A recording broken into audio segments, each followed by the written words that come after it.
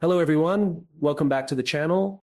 What if I told you that the most powerful nations on Earth, the ones who have dictated world order for centuries, are slowly but surely realizing that their greatest challenge is not Russia, not China, not terrorism, and not even economic collapse? What if I told you that behind the noise of global conflicts, diplomatic tensions, and economic battles, there is a silent yet unstoppable force rising, and that force is India?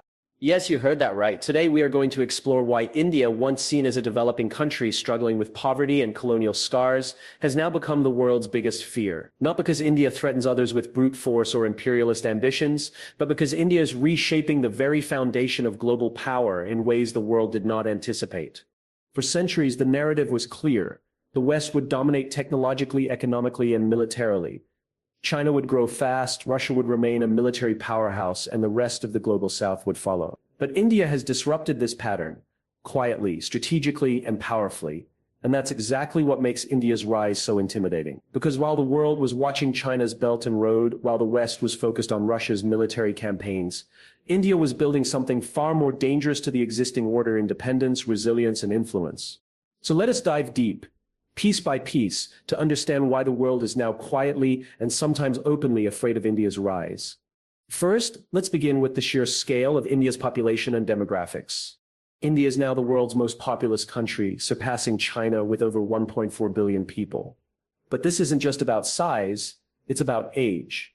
While most Western countries and even China face aging populations, India's average age hovers around 28 years. That means India's workforce is young, energetic, adaptable, and ready to take over industries that demand innovation, labor, and creativity.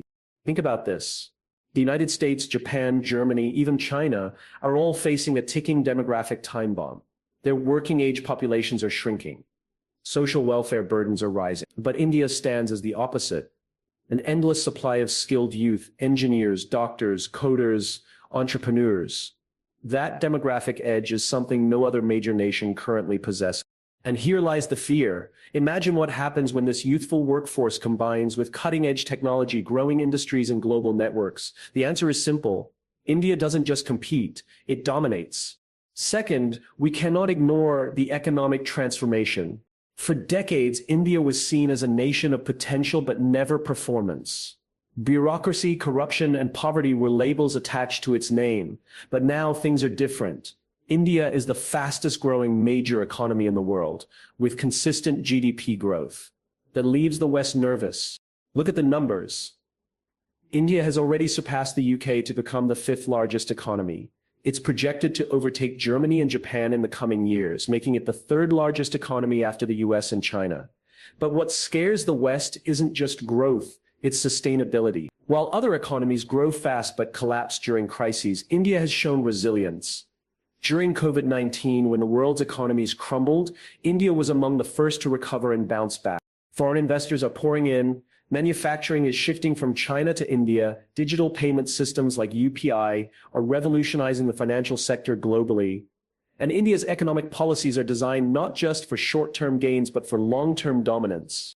Now imagine this combination: a young population plus an unstoppable economy. That right there is one of the biggest reasons India has become the world's fear. But here comes the third and perhaps the most underestimated reason: India's technological and digital supremacy.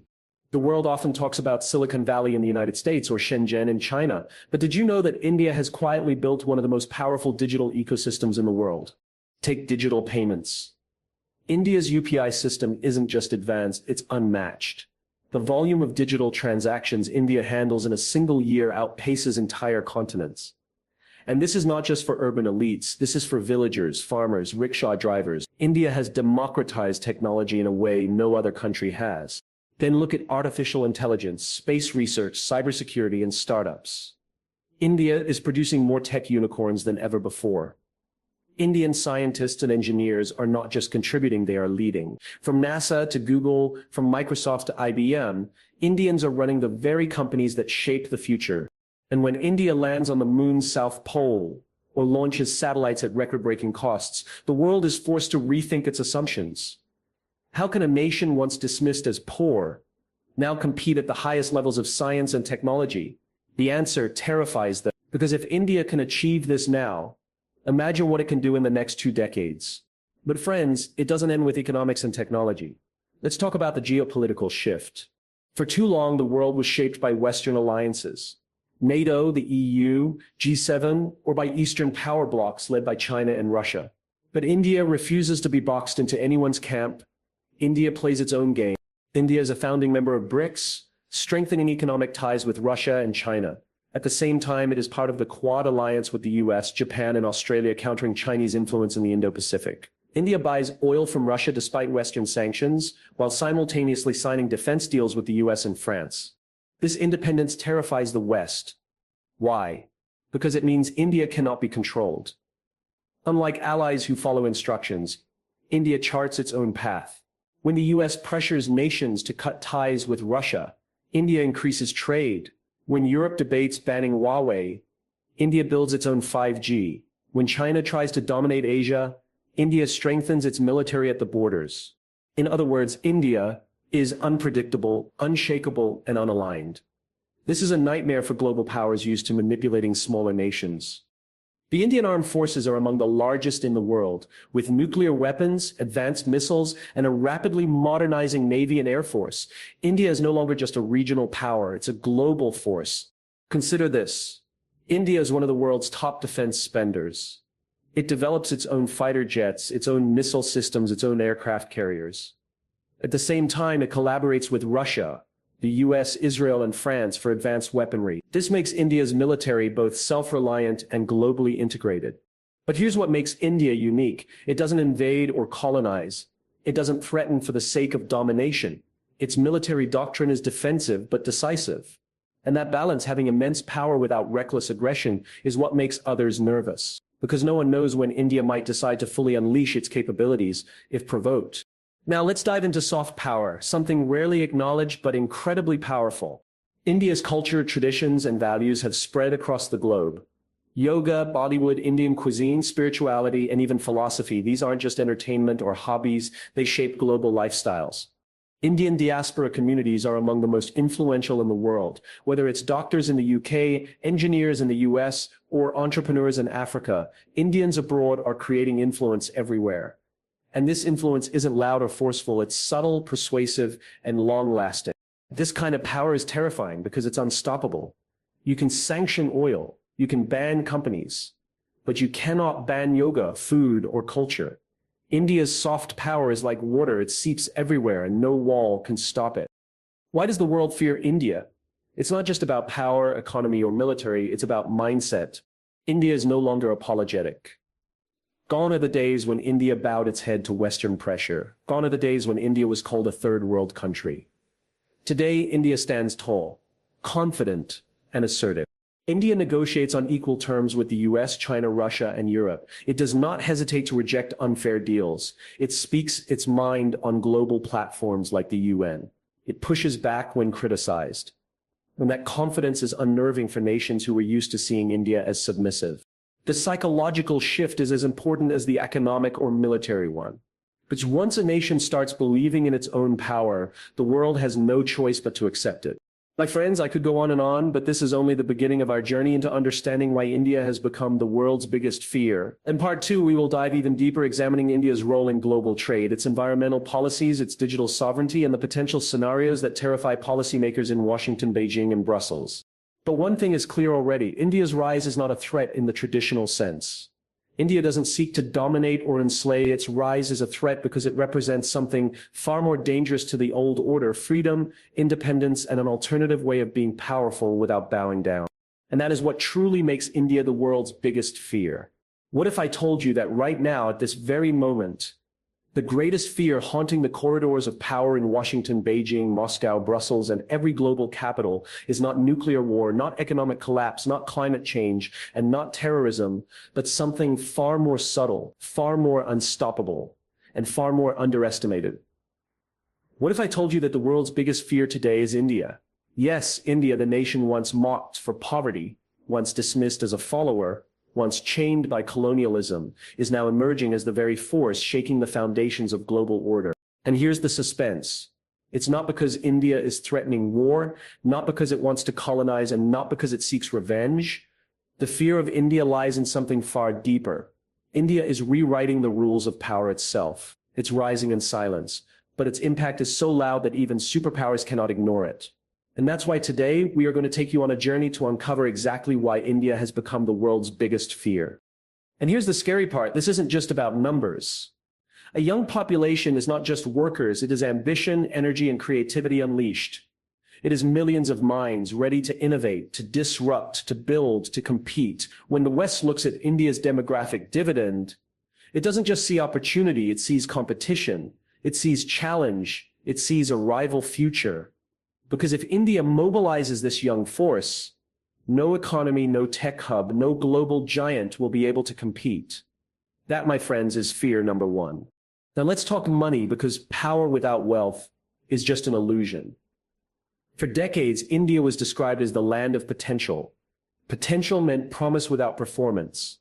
But today, India is no longer just potential, it's performance, it's power, it's progress. India has already overtaken the UK, the very empire that once colonized it, to become the fifth largest economy in the world. And here's the prediction that keeps Western economists awake at night. Within the next decade, India is expected to overtake both Germany and Japan to become the third largest economy on the planet, behind only the US and China. But it doesn't stop there. What terrifies the world is the resilience of India's growth. Unlike economies that rise fast and collapse faster, India has shown something rare: stability. When COVID-19 devastated the global economy, when supply chains broke, when oil prices spiked, India didn't crumble. It adapted, it recovered, and it bounced back stronger. In fact, India became one of the first major economies to return to growth. Investors noticed, global corporations noticed, and slowly manufacturing is shifting from China to India. Supply chains are being restructured around India. Billion-dollar investments are flowing into Indian startups, industries, and infrastructure. But let me tell you what really stings the superpowers. India is not copying anyone. It's creating its own path. Take digital finance. India's UPI system is not just advanced, it's revolutionary. In 1 year, India processes more digital transactions than the US, Europe, and China combined. Think about that. A farmer in a remote village, a rickshaw driver in Delhi, a student in Bangalore. All of them are part of a digital ecosystem so efficient that even the World Bank admits it's the future. The fear: if India's model spreads worldwide, Western financial systems could lose their dominance. And then comes technology, the new battlefield of the 21st century. The US had Silicon Valley, China had Shenzhen, but now the world is realizing that India is building something even bigger. From artificial intelligence to space research, from quantum computing to cybersecurity, India is not just participating, it is excelling. Who launched one of the cheapest missions to Mars in human history? India. Who became the first to land on the unexplored south pole of the moon? India. Who is providing engineers, scientists, and CEOs to companies like Google, Microsoft, Adobe, IBM, and NASA? India. This is what terrifies global powers. India has become the brain of the world. Its talent is everywhere. Indians are not just working in technology, they are leading it. And here lies the unspoken fear: when the brain of the world belongs to India, who will really control the future? But technology and economy are not the only weapons in India's arsenal. Let's talk about power politics, because in a world dominated by alliances, India is the one country no one can control. Think about it. When the US wanted India to cut ties with Russia after the Ukraine war, what did India do? It increased trade with Russia. When China tried to expand influence in Asia, what did India do? It strengthened military presence at its borders. When Europe debated banning Huawei, what did India do? It built its own 5G ecosystem. India sits in BRICS alongside Russia and China, challenging Western financial dominance. But at the same time, India is a member of the Quad with the US, Japan, and Australia, countering China in the Indo-Pacific. India buys weapons from Russia, drones from the US, missiles from Israel, and fighter jets from France, while also developing its own defense industry. Do you see the pattern? India is everywhere, but India belongs to no one. It is not Washington's puppet. It is not Moscow's ally. It is not Beijing's follower. It plays its own game, and it plays it well. And that is what terrifies the world. Because an independent India is unpredictable, it cannot be bullied, sanctioned, or blackmailed. When oil prices rise, India negotiates. When vaccines are needed, India manufactures. When trade routes are blocked, India finds alternatives. It's like trying to hold water in your hand. You simply can't. Now let's address the subject no one dares to underestimate: India's military. The Indian armed forces are not just one of the largest in the world. They are among the most capable, with over 1 million active personnel, a nuclear arsenal, advanced missile systems, and a rapidly growing Navy and Air Force. India is no longer just a regional power. It is a global force. Here's what makes India even more formidable: its military doctrine. India does not believe in reckless aggression. It doesn't invade for resources. It doesn't colonize for power. But when provoked, it responds with precision and strength. Remember, when terrorists attacked Pulwama, India didn't just condemn, it crossed the border, struck deep into enemy territory, and came back victorious. That sent a clear message: India may be peaceful, but it is not weak. And then there is self-reliance. India is building its own fighter jets like the Tejas, its own aircraft carriers like INS Vikrant, its own nuclear submarines, and its own hypersonic missiles. It is one of the few nations in the world with a nuclear triad: the ability to strike back from land, air, and sea. This is not just defense, it is deterrence. And deterrence creates fear. But my friends, power is not only about hard strength. There is something far more influential: soft power. And this is where India plays the game like no one else. Think about it. Yoga, Bollywood, Indian cuisine, Ayurveda, spirituality, these are not just cultural exports. These are ideas, lifestyles, and philosophies that have seeped into the daily lives of millions across the globe. From New York to Tokyo, from London to Cape Town, you will find yoga studios, Bollywood fans, Indian restaurants, and spiritual retreats. Now imagine this. While America influences with Hollywood and China with money, India influences with culture and tradition. And here's the thing: culture cannot be sanctioned. You can ban trade, but you can't ban food. You can stop oil, but you can't stop music. You can block weapons, but you can't block yoga. India's soft power is invisible, yet unstoppable. And that is terrifying, because it means India is not just a country, it is an idea, and ideas are bulletproof. And finally, let us touch the psychological factor. This is where the fear of India becomes the deepest. For centuries, India was ruled, looted, divided, and dismissed. But today, the mindset has changed.